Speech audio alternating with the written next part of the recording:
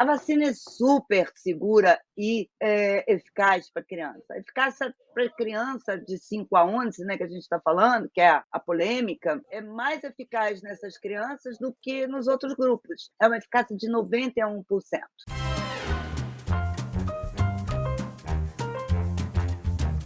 Oi, gente, tudo bem? Eu sou Manuela Mello. Eu mudei um pouco os estúdios para quem assiste a gente no videocast. Não estou no estúdio da Iniciativa FIS. Estou em casa, isolada. Ontem eu fui diagnosticada com Covid, então está tudo mudado atrás de mim. Mas eu estou muito feliz de gravar esse episódio, porque temos a primeira mulher convidada e eu tô muito contente com isso. Bom, eu sou o André Balalai, direto dos nossos estúdios em Nova York, que eu também, parceria com a Manuela, eu mudei de fundo também, mas eu não fui diagnosticado com Covid, eu simplesmente mudei de casa. E mais do que a primeira mulher, eu tenho um prazer, e a partir de agora temos que chamar pelo nome, porque com a gente temos a Isabela Balalai também, né? Tudo bem, Isabela? Oi, André. Oi, Manuela. Eu fico super contente de ser a primeira mulher, uma honra de estar diante de um balalé e não de um balalá. Então, eu digo, eu sou Isabela Balalé, sou prima do André Balalé e sou pediatra. Há mais de 30 anos eu trabalho com imunizações, já fui presidente da Sociedade Brasileira de Imunizações, hoje sou a vice, faço parte de vários grupos, tanto a Organização Mundial de Saúde, Ministério da Saúde, sou membro do Comitê Técnico do Ministério da Saúde no assunto vacinação contra a Covid, e essa é a minha paixão, mais do que o meu trabalho. Mas é Balalé que fala, tá, André? Muito obrigado. Geralmente eu incentivo o balalé, mas assim, em poucos dias vira balalá e eu deixei essa luta para o mundo e simplesmente aceito o André Balalé. Mas, gente, é um nome francês e deveria ser Balalé mesmo. E só completando, para quem pergunta se eu conheço o André Balalé e pergunta para o André Balalé se ele me conhece, sim, nós nos conhecemos e somos primos. Sim. Sabe que a gente tem uma reunião aqui na Iniciativa todo dia de manhã. Falamos de alguma reportagem que você saiu, Isabela. E eu, inclusive, falei, é prima do Balalé. E todo mundo falou, nossa, tipo, eu imaginei que tivesse algum parentesco, mas eu não imaginava que fosse tão próximo. Todo mundo ficou super empolgado. Comentei que você já estava convidada para o nosso podcast. A primeira pergunta você respondeu, você se apresentou, a gente sempre pergunta quem é o nosso convidado, mas eu vou entrar num assunto meio polêmico, que está muito em evidência ultimamente. Antes que você entre, deixa eu contar uma curiosidade, antes que a gente entre na polêmica. Como eu e a Isabela nos conhecemos? Que foi uma coisa engraçada, a gente se conheceu depois de adulto. É uma família pequena, a Isabela é do núcleo do Rio de Janeiro, eu sou do núcleo do Paraná / São Paulo, e aí nesse vai e vem, trabalhando na indústria de saúde, sempre me perguntavam, você conhece a Isabela? Eu sabia de nome da família, mas não conhecia ela pessoalmente. Aí ano passado, algumas pessoas da família, a gente começou a fazer uma pesquisa da árvore genealógica da família para tentar achar. E aí, nesse vai e vem, eu e minha irmã, a gente entrou em contato com a Isabela e a gente montou um grupo de WhatsApp e, de repente, virou um grupo de WhatsApp da família Balalé gigantesco. A gente montou a árvore genealógica, achou foto do tetravô que veio para o Brasil. E no fim do filme, todo mundo é descendente do mesmo cara, que é o Pierre Balalé, que chegou em 1840 em Salvador. Que legal. Essa é a nossa história. Essa é a nossa história. Posso entrar no assunto polêmico agora? Bora para polêmica. Eu estou desde sábado querendo falar sobre isso. É o assunto de grupos de WhatsApp de mães, pais, tios, tias, avós. Vacinação infantil. Eu sei que você está falando muito sobre isso. Você deu vários depoimentos, participou de várias audiências. E aí, tem essa polêmica toda? Devemos vacinar as crianças? Esclarece um pouquinho, ajuda um pouquinho a gente, nós dois, esclarecermos o pessoal que está ouvindo e os grupos de WhatsApp aí que sempre entram nessa seara e a gente fica horrorizado de ouvir algumas coisas. Então, a gente vive hoje, desde que começou a pandemia, uma segunda pandemia que se chama infodemia. que é muita informação. Nunca a população esteve tão perto de discutir ciência, né? Às vezes, eu acho até uma maldade, né? Porque, claro, a ciência tem que ser transparente, mas não é fácil, muitas vezes, entender dados, estatísticas, etc. E tal. E aí vem a maldade, né? A infodemia, ela vem não só com um aumento, né? Um número de informações que eu te confesso, às vezes nem eu dou conta, né? Só o número de artigos que a gente recebe por dia para ler, eu confesso que eu já tenho uns 150 ali guardados para quando eu tiver tempo ler. E a pandemia vai mudando o cenário, e às vezes o artigo que eu não li já ficou para trás. Então, se eu tenho essa dificuldade, não sou só eu, muitos de nós, né, que está aí trabalhando pela ciência na pandemia da Covid-19, imagina os pais. E aí todo mundo se torna, infelizmente, presa fácil. Qual é o cenário? Medo, dúvida, ansiedade. E enquanto a gente da ciência fala muito em dados e estatísticas, etc. e tal, os grupos que têm algum interesse em denegrir tudo que seja controle da pandemia, não é só vacina, né? Uso de máscara não serve para nada, é melhor pegar a doença. Eles tocam o coração, vou te falar, melhor do que a ciência. Esse é um desafio muito grande, é uma coisa que a gente discute muito na Organização Mundial de Saúde. É uma das prioridades da Organização Mundial de Saúde combater, não é só o antivacinismo, mas a infodemia. A vacina é super segura e eficaz para a criança. A eficácia para a criança de 5 a 11, né, que a gente está falando, que é a polêmica, a novidade e o foco dos antivacinistas, ela é mais eficaz nessas crianças do que nos outros grupos. É uma eficácia de 91%. Diferente dos outros grupos, no estudo clínico não teve nenhum evento adverso, a não ser aqueles leves, dor no braço, dor de cabeça leve, etc. E tal. E aí vem a tal da miocardite. Bom, vamos lá. A miocardite para a criança, ela, depois da vacina, ela pode acontecer sim, mas ela se ela já é rara para adolescente e jovens, lembrando que não é só adolescente, a gente não vê ninguém preocupando com os jovens até 29 anos de idade. Então, quanto mais velho a pessoa, quanto mais idade, até os 29 anos, maior o risco da tal miocardite. Mas a boa notícia é que a gente tem dados, né, por não estarmos sendo os primeiros, né, o primeiro país a vacinar a criança, aliás, ainda não começamos, torcemos para começar ainda esse mês. Eu vou dar o exemplo dos Estados Unidos, foram 9 milhões de doses, gente. E tem uma outra coisa, que é o tempo, né? O que vai acontecer daqui a 30 anos? Daqui a 30 anos, eu não sei. Eu, por exemplo, não sabia que mulheres amamentando que tomassem a vacina febre amarela, o bebê poderia ter uma reação grave. A gente só descobriu isso 30 anos depois. Mas foram 2 casos suficientes para a gente rever a vacinação dessas mulheres. Então, 9 milhões de doses aplicadas nos Estados Unidos, às alturas mais, foram 11 casos de miocardite. Fizer a conta aí, André, você que é bom de conta, é nada.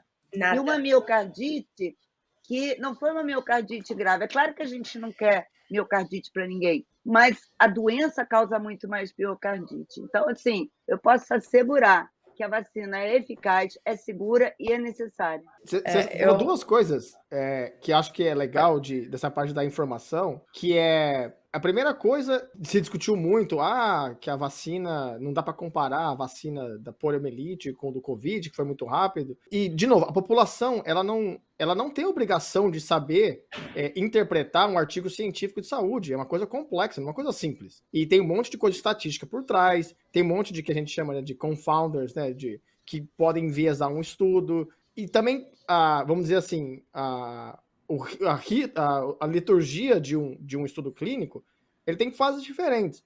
Estudos de segurança e eficácia, que é até o fase 3, são diferentes de farmacovigilância. Então, o exemplo que eu sempre dou é, você não vai esperar 30 anos para lançar um medicamento novo de diabetes para poder avaliar o efeito de longo prazo de risco cardiovascular. O que você faz? Você garante que tem os estudos de segurança, que é principalmente fase 1, né? E aí o fase 2 e 3. E aí isso é praxe para todas as drogas em todos os países do mundo. A partir do dia que você lança, é obrigatório o reporte de eventos adversos, e o fabricante ele tem que pegar todos os eventos adversos reportados por telefone, por internet, que seja, e verificar e fazer, vamos dizer assim, para reportar para a Anvisa como é que a segurança de longo prazo está acontecendo. Senão você nunca lançaria nenhum medicamento. Você vai esperar para sempre para você lançar. Ser tão sério, né? Quer dizer, estão dizendo que a vacina ainda é experimental. Ela é experimental até ela ser licenciada. Essa fase, né, que estão chamando de experimental, é exatamente o que o André falou. E aí, André, você falou de duas coisas, né? Quer dizer, que tem que reportar tudo. Se alguém de algum laboratório, né, que se a gente comentar aqui sobre qualquer vacina, e alguém desse laboratório estiver nos assistindo aqui, ele vai ter que procurar um de nós para saber desse caso. Eles são obrigatórios a investigar qualquer relato. E a outra coisa, relato é uma coisa, ter ligação, né, causa e consequência, uma relação causa e consequência, não é outra. Eu posso tomar a vacina, desmaiar e dizer que foi a vacina. Não foi a vacina, foi o meio de agulha, provavelmente. Mas eu tenho que investigar para ter certeza que aquilo não aconteceu. E outra coisa que você falou da polio, né? Eu tenho 2 exemplos. Eu convido os pais a lerem a bula da dipirona, qualquer marca, dipirona. É assustador o que a gente tem de evento adverso grave por conta da dipirona. Eu estou falando contra a dipirona, mandando não usar dipirona? Não. Eu uso dipirona nos meus filhos.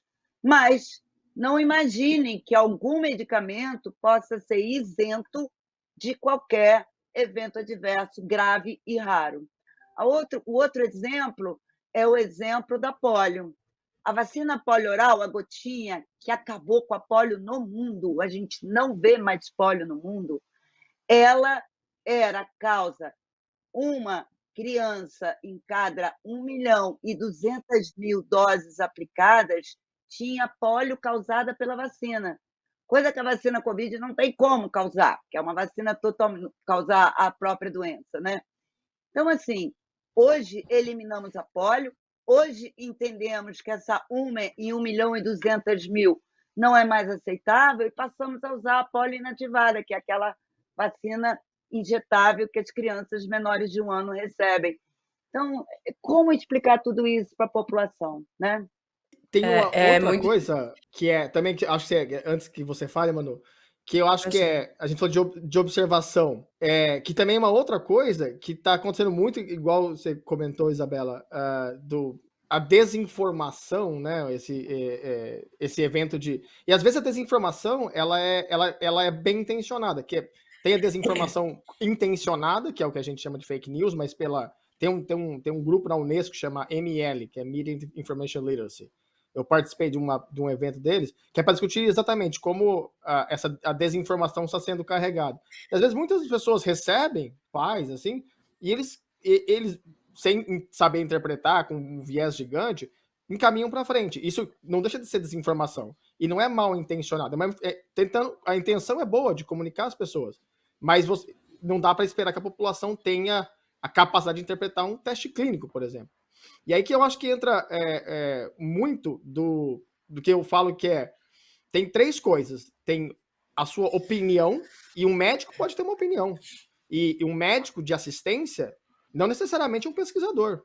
É muito comum um médico de assistência ter a capacidade de interpretar um teste clínico, mas ele não tem todos os skills para interpretar no detalhe se teve um viés estatístico, se teve um confundidor, se o braço placebo é comparável a um outro estudo. É uma coisa de medicina baseada em evidência, ou real world evidence, é uma ciência dentro da saúde, que não necessariamente, pode ser até um próprio infectologista, um imunologista, não necessariamente todos eles têm a capacidade de entender no detalhe todos os estudos.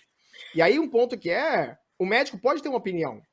Ela é embasada, ele é médico, ou ele é profissional de saúde, que seja, mas não necessariamente ela vai trazer todos os detalhes daquele estudo.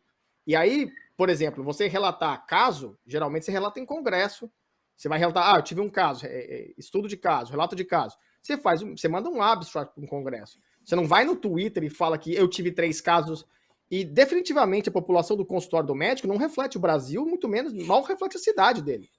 Então, assim, a observação dos casos de um determinado médico, se não for enviado para uma revista científica, que é peer-reviewed, com todo os requirements estatísticos, ela continua sendo uma opinião. É a opinião daquele médico com base na avaliação dele. Então, a gente tem que tomar muito cuidado com essas carteiradas que acontecem. Mas eu fiz... o cara é médico, e aí põe lá, é formado em Harvard. O cara fez um curso de verão em Harvard. Aí, só que isso, para a população, vira que não, esse cara que tem um curso em Harvard, que é médico, mas que não tem nenhuma experiência com teste clínico, tá dando uma opinião. E isso vira desinformação muito rápida, né? Vamos lembrar do Wakefield, que destruiu a cobertura vacinal com a tríplice viral, contra o sarampo na Europa. Chegou um ponto, porque na Europa as famílias e os médicos tinham medo da vacina tríplice viral. E apesar de foram várias tentativas, várias pesquisas, estudos clínicos buscando essa relação do autismo com a vacina do sarampo, e ninguém conseguiu encontrar essa relação, só o Wakefield. Anos depois, a situação de saúde pública chegou num ponto que houve uma auditoria, né? Foi uma publicação no Lancet. Então, assim, quando houve essa auditoria, foram visitar os casos relatados, as famílias, etc., a maioria dos casos era fake no sentido que tinha muito ali que eram pessoas que, antes de tomar vacina, já eram autistas. E esse médico, esse doutor inglês, ele continua, ele perdeu o registro de médico dele no Reino Unido, mas continua dando palestra de antivacinistas. E as pessoas acreditam. Então, se já é difícil para o médico, que dirá para a população. Agora, o que eu estou com pena mesmo, André, é da Manu, porque 2 balalés aqui vai ser muito difícil ela falar. Não tem problema, que peraí, tá onde que eu tô tossindo, igual a maluca. É até melhor que eu não dou trabalho pra Carol. Tô brincando. Falar mas muito uma coisa característica genética dos balões. Eu só ia falar uma coisinha que hoje eu recebi um Twitter, eu acho que, eu não sei se é meme ou não, mas que é de um cara que colocou, fazendo aquele lembrete. A não ser que você tenha sido voluntário em pesquisa clínica, você nunca tomou vacina experimental. Isso aí, muito bom. Esse cara é inteligente. Essa é muito boa, muito boa. Eu achei demais. Quem mandou foi o Rodrigo, que é o CEO da iniciativa. E aí você assina que concorda, tem todo um cuidado, né? Outra coisa, essa coisa, o laboratório não se responsabiliza, isso não existe. Isso está lá, prático. Alguém já leu o contrato? Todo contrato tem lá todo cuidado. Agora, independente disso, se tiver qualquer evento adverso grave com qualquer vacina hoje no Programa Nacional de Imunizações, e se tiver um movimento judicial, o que não é raro, tá, aqui no Brasil, com outras vacinas, quem responde e é acionado é o Ministério da Saúde. É claro, é a responsabilidade dele.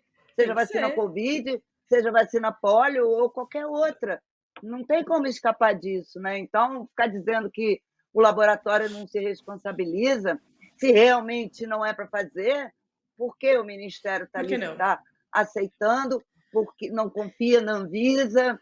Desde quando isso? Exatamente. Né? Muito, muito complicado. Exatamente. E a população não sabe de nada disso, né? Eu tenho a impressão de que tem uma grande rádio peão na população. Eles pegam, a gente brinca que tem nas empresas, mas eu acho que tem na população. Pega uma frase de uma frase do outro, junta e acha que aquilo é verdade. Né? Eu já vi publicar artigo científico em grupo de WhatsApp, aqui é tudo, né? Em grupo de WhatsApp, e aí vem o artigo inteiro, mas a legenda que colocam no WhatsApp é diferente, conclui diferente do que o estudo. O colega não abre o artigo. Aí eu Não, abro de curiosidade para ver o que é isso, e aí você vai lá, não foi o que o autor disse, né? E ainda tem agora uma chuva disso, de relatos de mães que perderam seus filhos depois da vacina, não é só o relato do médico, isso é impactante, né? Mas, infelizmente, nem sempre foi a vacina e nem sempre aconteceu esse óbito. A gente viu isso com a vacina HPV. Parte dessas pessoas que estão se manifestando contra a vacina Covid-19 fizeram uma verdadeira campanha contra a vacina HPV, dizendo que a vacina HPV causa muitos casos neurológicos e sequela neurológica. Vamos lá, gente, vamos olhar. A Austrália, por exemplo, que conseguiu uma cobertura aí de mais de 80%, a única coisa que ela conseguiu foi diminuir verruga genital, diminuir o câncer do colo do útero e outros resultados benéficos para a população. Agora, surto de pessoas com neuropatia, não houve com a vacinação. e é muito difícil. Eu trabalho, sei lá, mais 10 anos com evidência de mundo real, meta-análise, essas coisas. Cara, até hoje eu não me sinto totalmente um expert. Quanto mais você vai lendo, quanto mais você continua aprendendo, nunca acaba, entendeu? E às vezes eu acho até um pouco injusto com a população ter que aprender a interpretar ciência da saúde de um mês para o outro, né? E até eu dou um caso prático que aconteceu semana passada. Eu tava me perguntando uma coisa no WhatsApp, e ó que eu não sou médico, hein? Então, assim, eu em nenhum momento eu dou a minha opinião sobre qualquer coisa clínica, e a maioria das pessoas dão, né? Vocês têm que saber que quem pode, quem não pode, o que você pode falar, o que você não pode. Aí me enviaram um artigo e falaram assim, André, uma pessoa me mandou esse artigo aqui, e meio que refutando que a vacina não cria anticorpos, e assim assado. Eu falei, deixa eu ler aí. A hora que eu abri o artigo, aí não era um artigo, era uma coisa que chama LTE, que é a Letter to the Editor, né? Que é uma carta ao editor da revista, que quando se publica um artigo, e em geral, estudantes ou pessoas que estão começando na carreira de publicação, têm a oportunidade de fazer um comentário sobre um artigo, entrar na revista, né? Então, é uma coisa, um grupo de pessoas que discordou de um artigo que é peer review, tudo isso, e na revista, uma revista relativamente conhecida, e se publicou a opinião. E aí isso está circulando como um artigo publicado na revista X que prova que a vacina não produz anticorpos. E nada mais é que uma opinião de um grupo de pesquisadores de uma universidade X no México que estão começando a pesquisar, mandaram como comentário. Então, só que quando que uma pessoa normal vai saber isso? E não dá para esperar, porque ninguém é obrigado mesmo, entendeu? Só que é complexo, porque de repente a gente jogou a população inteira num lugar extremamente árido, né, de conhecimento. Não é fácil, né? E aí, mas é difícil, são poucas pessoas advogando, tentando mostrar essa realidade, contra robôs de WhatsApp, né, metralhando a população, né? Agora, fazer uma pergunta que vocês falaram como vocês se conheceram. E aí, como é que é esse grupo da família no dia a dia? Olha, eu vou dizer que o grupo da família, agora. com a pandemia, eu acho que a gente está tão enrolado, eu hoje respondo assim muito básico. Aliás, isso com qualquer grupo, seja família ou amigo. É tanto trabalho por WhatsApp, gente, é tanta coisa que a gente recebe e a gente se sente na obrigação. Como o André falou, eu vou ler. Se me mandaram perguntando se é verdade, eu vou ler, não vou simplesmente dizer, isso é besteira. Então, assim, a demanda de WhatsApp, vou te falar, que está muito maior até do que e-mail, né? Antigamente era e-mail, agora é WhatsApp. Aí a família eu não também queria quieta, ter o seu né, WhatsApp. André? Se o meu já tem perguntas assim, tô doando meu WhatsApp. Desculpa, eu fico imaginando as mães bombardeando ela, gente. Não, eu acho bem no começo era insano, assim. E é normal. Mas saindo da parte pandêmica para o grupo de WhatsApp, é bem legal porque tinham vários núcleos da família, e aí, um conhecia o outro, assim, sei lá, tem um pessoal, acho que é no Piauí, se eu não me engano. E aí, eu tenho o telefone dessa pessoa, a gente colocava no grupo e essa pessoa trazia o núcleo dela inteiro. Então a gente acabou descobrindo, tem uma parte da família que está aqui nos Estados Unidos, que veio há muito tempo atrás. Então, por exemplo, eu conheci a Dória, né? Dorinha. Dorinha é uma senhora. Assim, Dorinha, quando eu era criança, eu era apaixonada. Sabe aquela pessoa que a criança adora? Dorinha era a minha paixão. E aí depois, né, com o tempo, distancia e tal. E ela me ligou um dia, assim, a gente ficou horas no telefone, assim, foi muito legal, ela contou a história dela aqui nos Estados Unidos e tal. Então é legal que a gente vai achando ponta para um lado, para um outro, mas foi bem legal o momento onde a gente começou a juntar as informações mais do passado, assim, a gente achou muita foto, foi bem legal. Que legal. Eu acho que tem uma coisa que eu posso considerar ciência, vamos ver se o André concorda. Se você está nos assistindo e tem Balalé no nome, saiba, você é nosso primo. Isso aí é uma família nova, que chegou lá no final do século XIX, e aí só não é menor porque naquela época cada um tinha 10 filhos, então foi 10, 10, 10, 10. Chegaram na Bahia, e aí os filhos e netos do Pierre começaram a se espalhar. Então tem todos os estados brasileiros. Legal. E a coisa aí do WhatsApp e de buscar na mídia, etc., a gente achou um monte de gente, né? Mas foi mais assim, quem você conhece, tá todo mundo não, ainda tem muito Balalé para descobrir. Tem. Se você E tem são quantas Balalé no pessoas? nome, Manda mensagem pra gente que a gente vai te colocar no grupo. Umas 50, Pegou, eu acho. não sei quantas pessoas, não. Não, sério, é gente pra caramba, assim. É muito legal. Eu fico imaginando o grupo da minha família. A família do meu avô é muito grande, gente. É grande. A gente fazia encontros de primos, tinham 100 pessoas, assim. Fico imaginando colocar todo mundo dentro do mesmo grupo. Não ia dar. Mas quando acabar a gente tem grupo por gerações. Um encontro dos Balalés. Muito legal. Organiza mesmo, que é uma delícia. Já pensou? A gente tá pra organizar, não sai. Aí sempre acontece alguma coisa, vem a pandemia, a gente desistiu. Deixa terminar essa loucura toda e pra gente se encontrar. Um dia depois do outro, a gente vai fazer sim, certamente.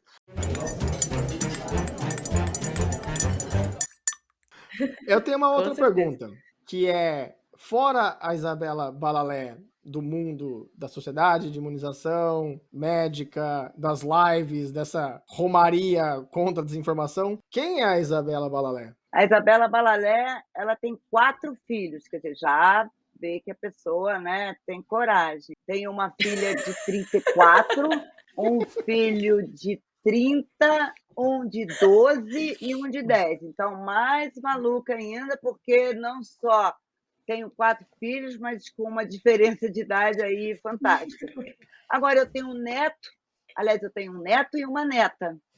E claro que, falando isso, eu sou uma pessoa super família, curto muito a família, apesar da família reclamar de mim, diz que eu trabalho demais, que eu não tenho tempo para eles, não é verdade. Eu curto muito eles, mas é claro, sou uma mulher muito trabalhadora, né? E é por isso que eu sou a primeira mulher aqui. E essa é a Isabela Balalé, curto o campo, curto animais, mas é tudo assim, eu tenho 3 gatos, 6 cachorros, não, 4 cachorros, tenho galinha, tenho pato e no campo, no interior. Também no interior, não em casa. Não, em casa não tem galinha e em casa só tenho um cachorro, o resto é tudo zona rural. Mas eu fico imaginando os 4 filhos, os 6 cachorros, os 3 gatos. No almoço de domingo. Não tem mesa de jantar aqui em casa que dê, entendeu? Eu já aumentei, era uma mesa de 4, virou uma mesa de 6, agora é mesa de 10, não cabe mesa maior do que essa, né? E agora o mercado é R$1.000, né? Nora, e por aí vai, né? O meu avô, ele teve 6 filhos, somos em 9 netos, e os meus tios têm suas esposas. Ele fazia a mesa dos adultos e a mesa das crianças. E mesmo assim, nem todos os adultos sentavam, porque não cabia 14 sentados lá. Assim. Já estou assim, uma mesa menor para as crianças e uma mesa grande para quem couber, senão levanta. Aí Você vai por senta no sofá, idade. não tem problema. Jovem Eu não Exatamente. tem sempre fui o direito à mais, mesa. eu sempre fui o mais novo, assim, da família, assim, né? Vamos dizer assim, do coorte eu acho que eu sou a 6ª geração e você é a 5ª geração, né, Isabela? Do Pierre. Isso, Acho que é isso. Você é 5ª, eu sou 6ª. isso. Assim, da 6ª geração, eu tô meio na rebarba ali entre os mais novos, né? E já tem a 7ª geração, que são os netos, dos seus netos. Então, eu lembro o dia que eu sentei na mesa dos adultos. Eu já tinha uns 17 anos, assim, que me autorizaram a sentar na mesa dos adultos num dos natais. Eu falei, nossa, que legal. Fiquei feliz em sentar na mesa dos adultos. Isso aí, mas agora se as crianças resolverem sentar na mesa dos adultos aqui em casa, não tem lugar mesmo, não é nem pode ficar velho, não tem lugar. Não cabe. Não pode, não dá, não tem como. Você sabe que essa pergunta é a primeira pergunta que a gente faz para os nossos convidados. Eu atropelei porque eu fui direto no assunto polêmico, eu queria a polêmica logo. E aí ele voltou e fez, mas que bom. Eu mandei no bom WhatsApp e falei, pô, mas você não fez nem a primeira pergunta, pô, você tava tão empolgado com a pergunta da vacina. Pra Eu tô Balalé não nervosa, deram nem gente. direito do refresco, foi direto pra polêmica, direto pro assunto, né? Eu tô nervosa, é a primeira. Tô no isolamento, é a primeira mulher que eu estou falando. Você quer o quê? E por falar em mulher. Mas fica tranquila, vai dar tudo certo, graças a Deus Eu tô e a ótima. ciência, né? Eu tô ótima, tô tranquila. Essa nova onda é uma onda muito mais confortável, apesar da loucura, né? Está circulando no WhatsApp aqui no Rio, acredito no Brasil, né? Porque não, que é assim, se você não conhece, não tem um amigo que teve Covid agora, é porque você não tem amigos. Você não tem E amigos. é isso, a gente está vendo famílias inteiras, mas todo mundo saindo bem, graças à vacinação, a possibilidade de não ter o número de óbitos e hospitalizações que a gente teve nas outras ondas. Não, graças a Deus. Sabe que eu não tava com... o que eu tô sentindo é um vai e vem, né? É uma montanha russa. Ontem eu estava ótima, eu tava com o nariz, ainda tô meio fanha, e um pouquinho de sensação de gripe. Eu falei, gente, é resfriado, eu tomei muita chuva na sexta, fiquei no ar-condicionado depois. Não vai reportar evento adverso, hein? Senão a gente vai ter que ligar lá pra Pfizer. Não, foi não. Gripe. Sabia, André, que chuva causa gripe? Oi? Chuva causa gripe. Chuva, vento. Não, o que causa gripe é vírus. Só que o vírus pode vir com vento, né? Vem chegando no seu nariz. Mas tudo bem, mito tem mito que a gente não destrói. Eu queria fazer uma outra pergunta. Eu não achei que fosse nada, eu até que perguntei, eu fui fazer o teste, fiquei lá esperando, aí eu falei pra moça, eu tava louca pra voltar pro escritório, não, ir para o escritório, que eu não tinha ido ainda.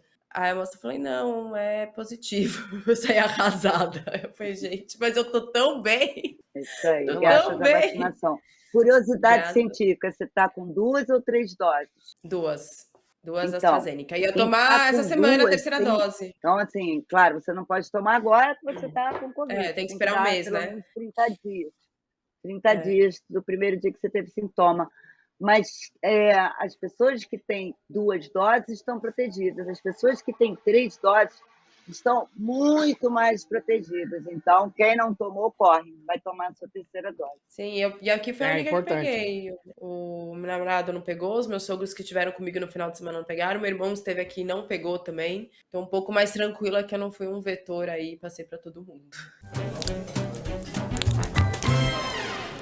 Eu queria fazer uma outra pergunta para você, Isabela, que a gente falou sobre mulheres. Uma das coisas legais que aconteceram nessa pandemia, assim, legais, tiveram várias protagonistas mulheres e historicamente a ciência é um lugar a academia é um lugar bastante machista, assim, né?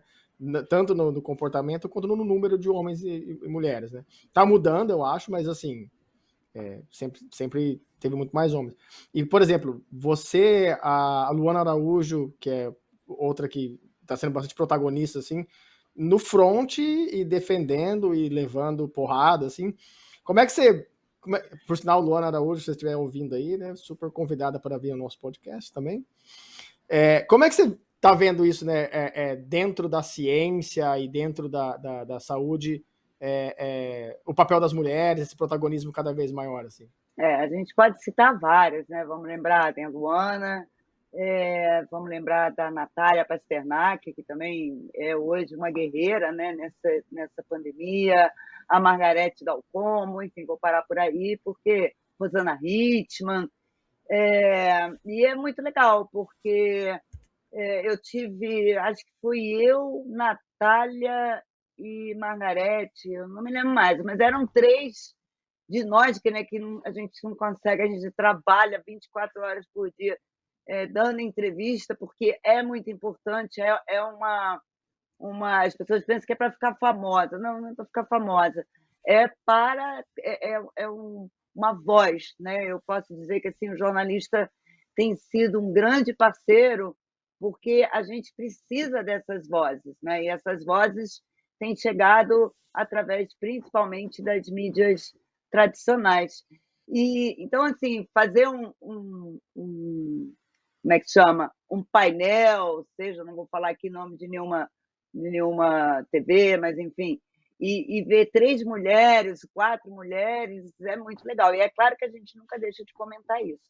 E quando são loiras, então a gente comenta mais ainda, né? Porque quando você tem 3 loiras falando alguma coisa, é a brincadeira entre nós. Não estou falando mal de nenhuma loira, eu me Eu tô sinto contigo. loira, Rosana é loira, e é uma brincadeira entre nós.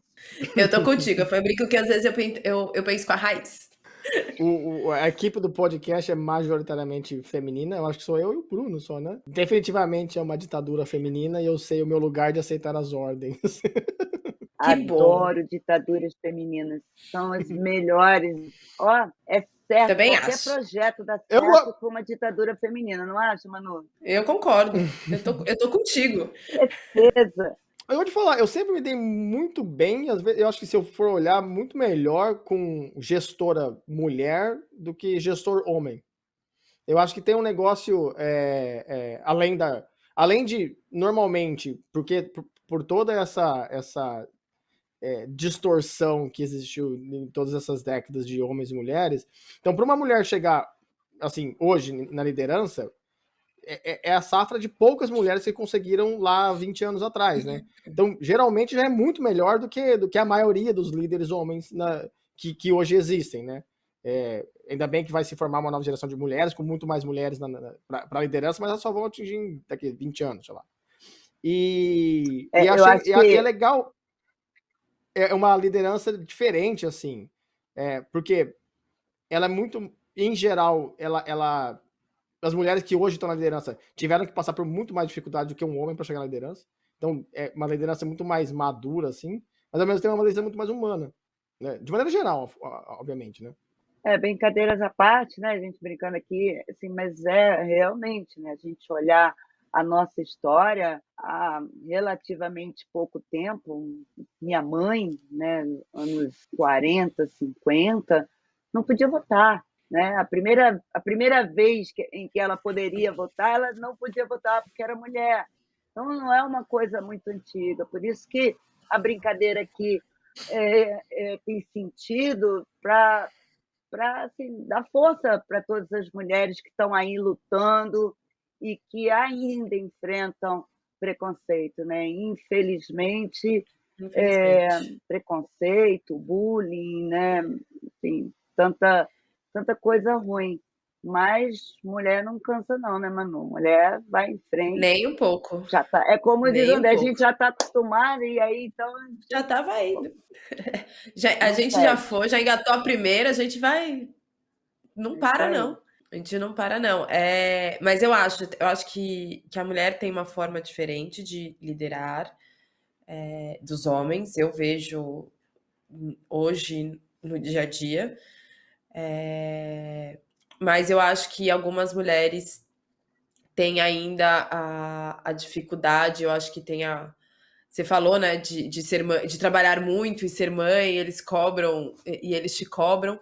Eu acho que ainda as mulheres ainda são cobradas, não só muito menos dos filhos e do marido, que muito mais da sociedade. E elas se cobram muito. E Isso você vê, aí. tem uma outra coisa que aí tem que pensar na estatística, é aí que entra na estatística, né? Se você pegar, por exemplo, as mulheres que estão nessa liderança aí da discussão da pandemia, em geral, elas são muito mais lúdicas do que... Você vai ter homens lúdicos? Vai, mas em geral, a grande parte da... Você vê, quem tá dando entrevista à CNN, discussão da pandemia, é muito mais explicativo, é muito mais... Até por uma característica de que, por N motivos, as mulheres tiveram que quebrar essas barreiras e aprender a se comunicar muito melhor para poder chegar no lugar que um homem, vamos dizer assim, padrão, normal, chegaria sem menos esforço. Mas também é estatística. Será que porque se comunicam melhor, chegaram lá por conta de todas essas coisas e a gente vai ver diferente? Ou se, em geral, as mulheres são muito mais lúdicas? Eu acho que a mulher é muito mais lúdica para explicar qualquer coisa. Gostaria Esse eu de dado ser eu lúdico. não tenho, mas eu arrisco dizer que aí é opinião, e não é de especialista, não sou especialista em mulher e homem, mas eu arrisco dizer que é todo um histórico cultural, né? A mulher ainda é educada e criada diferente. Mesmo nós, mulheres, hoje, trabalhando, etc., quando você tem uma filha e um filho, é diferente, é cultural. Tem coisa que, né, não é que vai dizer a mulher vai cozinhar e o homem vai trabalhar, não, isso não existe mais. Mas é diferente. Apesar de igualdade, temos as diferenças. E tem as diferenças de gênero e as diferenças individuais, né? Cada criança é uma e... De maneira geral, né? Também não tô cravando aqui nenhum estudo populacional de comportamento. Sim. Nesta parte, mas deve ter. Minha Estudo opinião. populacional tem Mas deve ter. Nessa parte, especialista, mas não... eu estou sendo o cara do WhatsApp. Eu estou dando apenas uma opinião sem validade estatística nenhuma. Vou colocar o disclaimer aqui, né? Senão vão colocar lá, o cara que...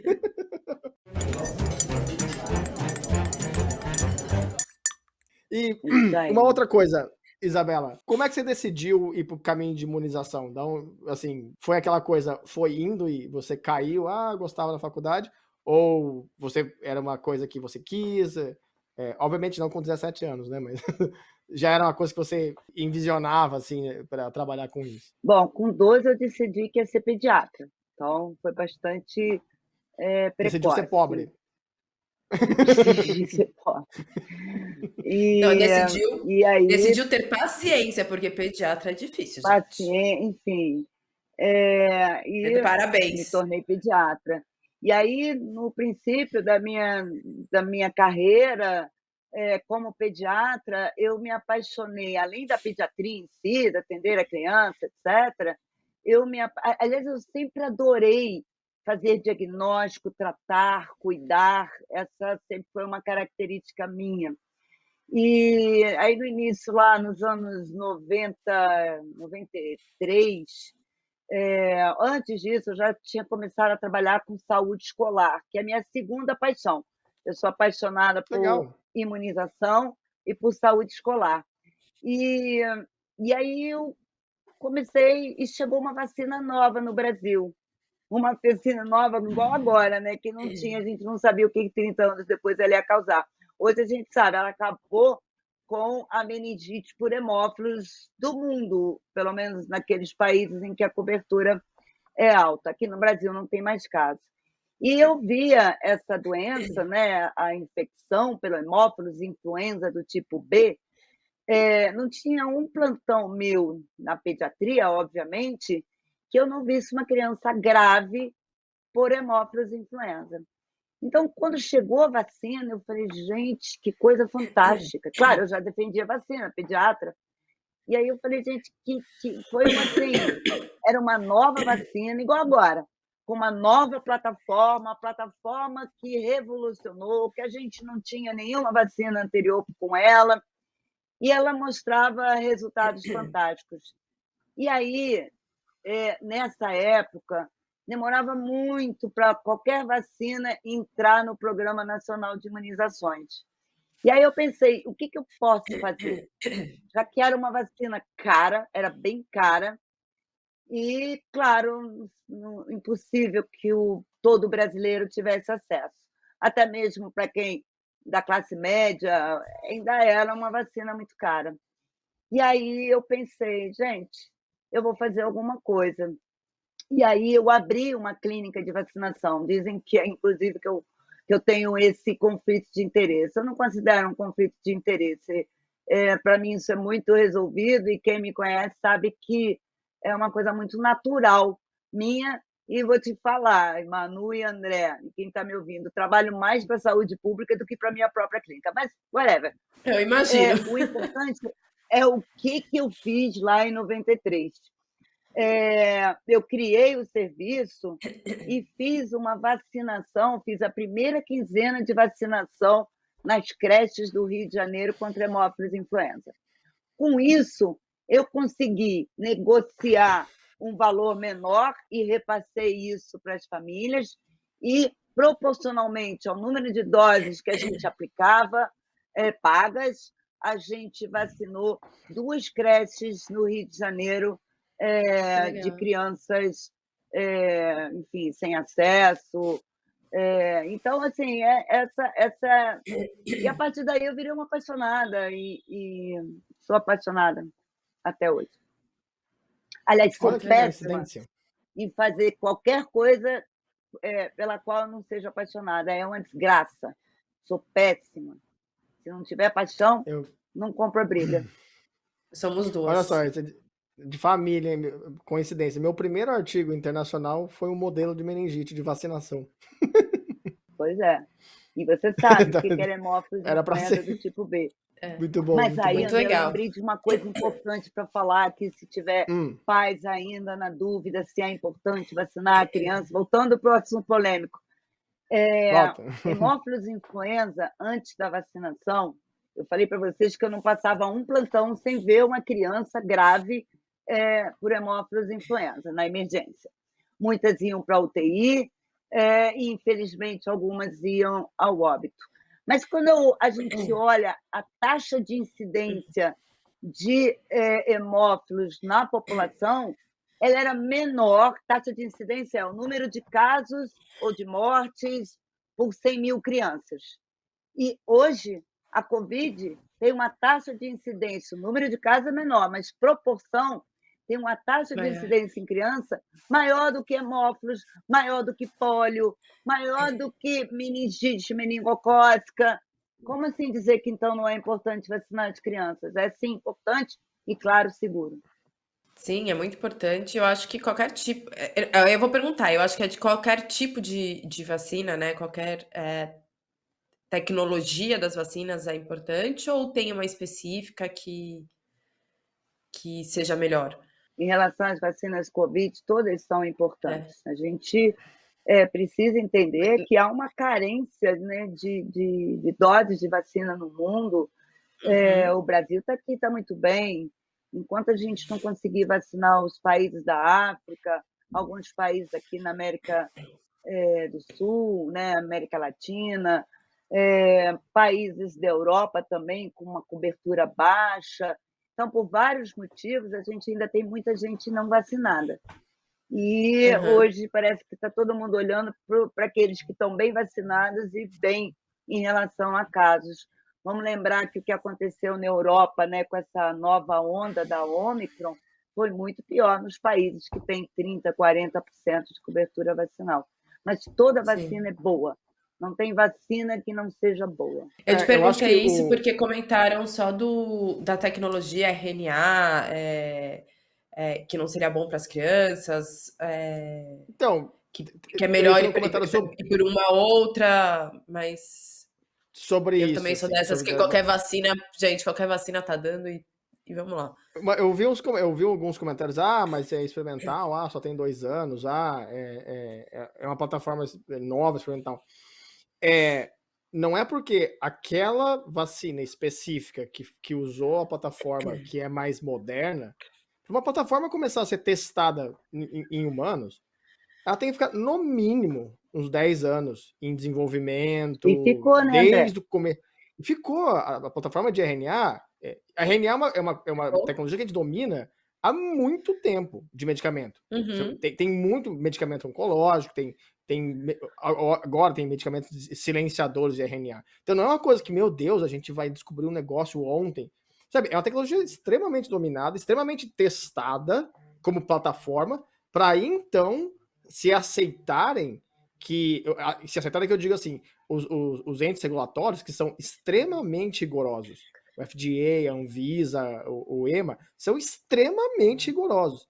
E aí sim você pode fazer o primeiro teste em humanos, que é o fase 1, que é com indivíduos saudáveis, para ver se tem reação adversa.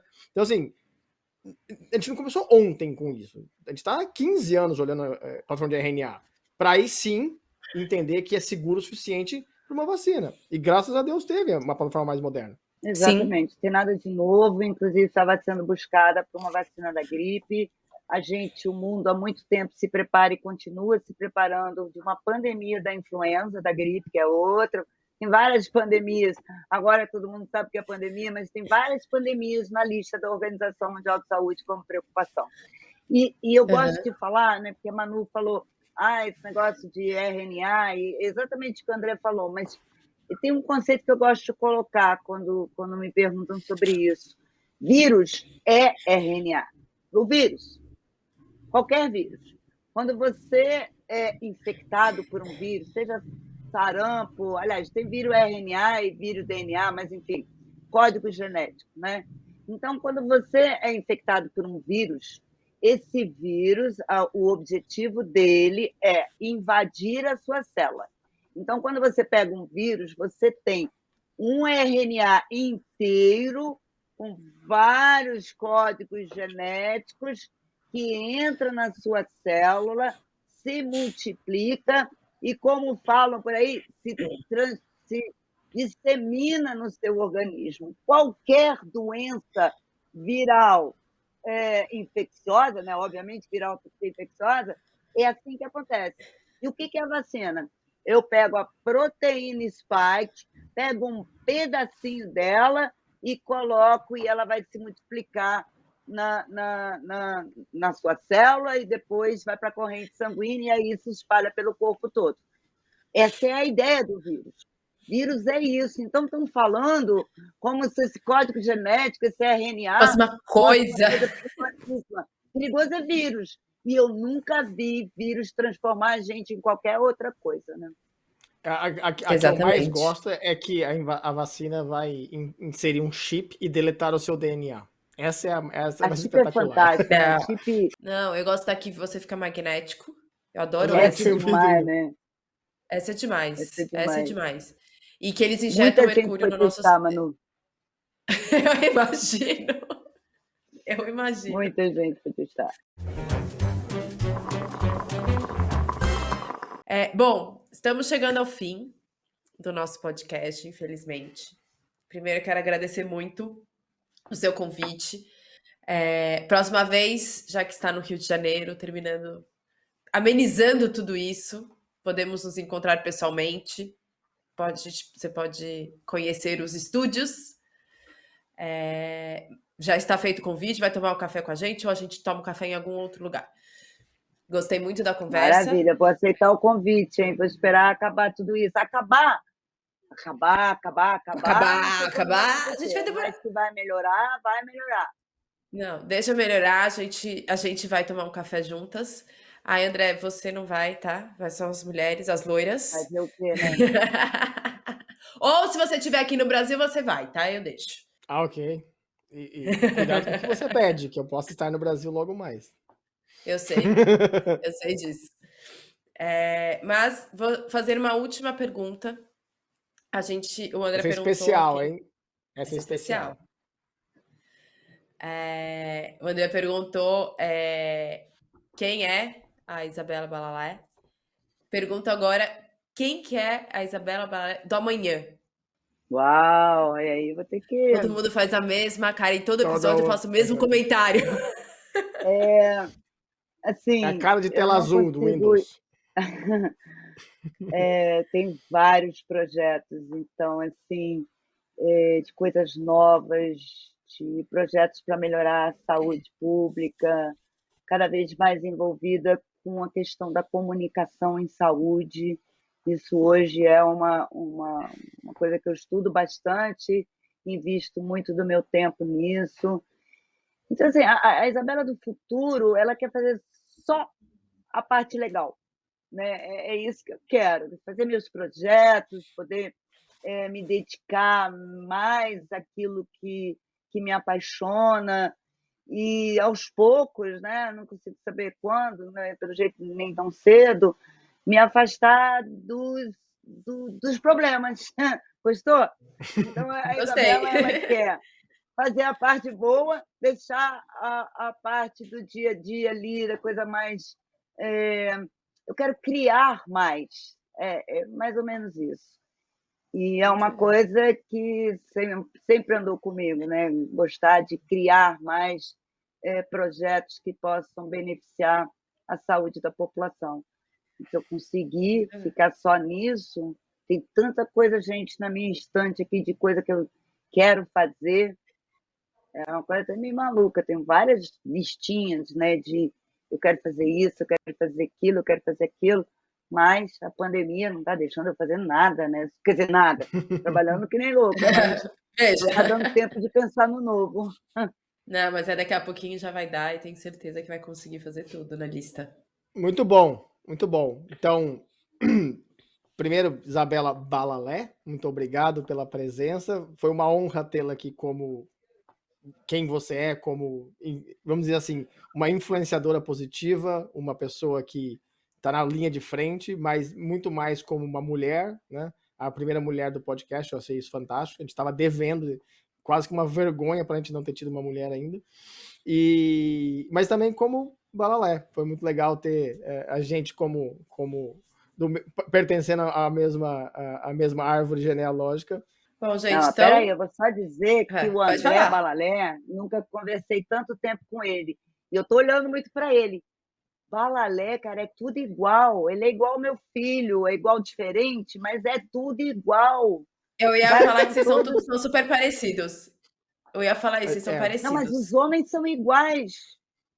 É a cara do meu filho. É o traço do queixo e do olho, né? André, eu dizia para o meu filho mais velho que ele era a cara do meu pai. E eu olhava para o meu pai e dizia, não é. Aí eu comecei a mostrar a cara de vocês, os balalés. Uhum. E aí ele olhou e falou assim, nossa, eu sou a cara do meu avô. Quer dizer, ele precisou ver um balalé mais jovem para entender que ele é igual a um balalé. Então, olha que coisa. Não, mas vocês são parecidos. Eu tô vendo aqui, eu ia fazer esse comentário. Eu tô vendo vocês dois. Falei, cara, é tudo a mesma forma. A mesma forma. A genética é forte. Isso é bom ou ruim, não sei, né, André? Mas tá dando certo. Bom, eu sou Melo, gente, uma mistura, né? Não sei de onde, quem veio primeiro. Talvez você pareça com a Sheila Mello ou com o Celton Mello. Também não. Não, também não. Bom, de novo, Isabela, muito obrigada. André, obrigada. Esse foi mais um episódio do podcast Papo no Café. Muito bom. Manu, se cuida, melhora logo, tá bom? André, grande beijo para você. Manu, um beijo. Obrigada, prazer viu, André? estar aqui. Obrigada, Isabela, legal. Você também. O convite é de verdade. Quando tudo isso melhorar, pode visitar a gente, será uma honra. Eu já aceitei, tá?